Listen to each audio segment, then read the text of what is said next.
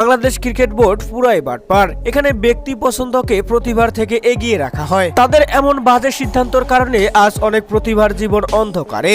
টি-20 বিশ্বকাপে বাংলাদেশের স্কোয়াডের সুযোগ না পেয়ে হঠাৎ লাইভে এসে কেঁদে কেঁদে একই বললেন সাইফুদ্দিন। বিস্তারিত জানুন পুরো ভিডিও জুড়ে। দর্শক, সম্প্রতি আসন্ন টি-20 বিশ্বকাপের জন্য 15 সদস্যের স্কোয়াড ঘোষণা করেছে বিসিবি।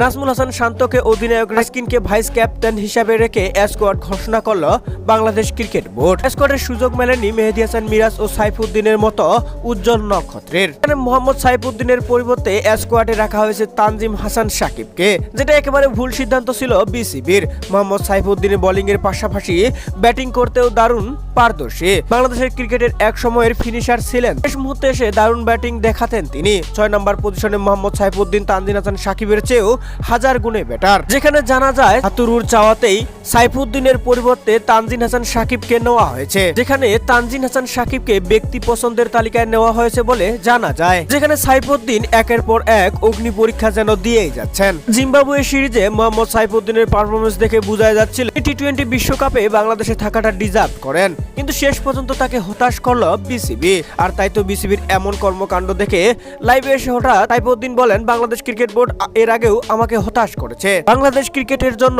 নিজেকে উজাড় করে দিয়েছি সব সময়, তবুও মনের মধ্যে অনেক আক্ষেপ নিয়ে বলতে হচ্ছে বিসিবি আমার সাথে কাজটা মোটেও ঠিক করেনি। যে বিসিবির এমন সিদ্ধান্ত শুনে আমি অনেক কষ্ট পেয়েছি। দর্শক, সাইফুদ্দিনের জায়গায় তানজিম হাসান সাকিব কতটা যুক্তিযুক্ত বলে আপনি মনে করেন তা জানিয়ে দিন ভিডিওর কমেন্ট বক্সে।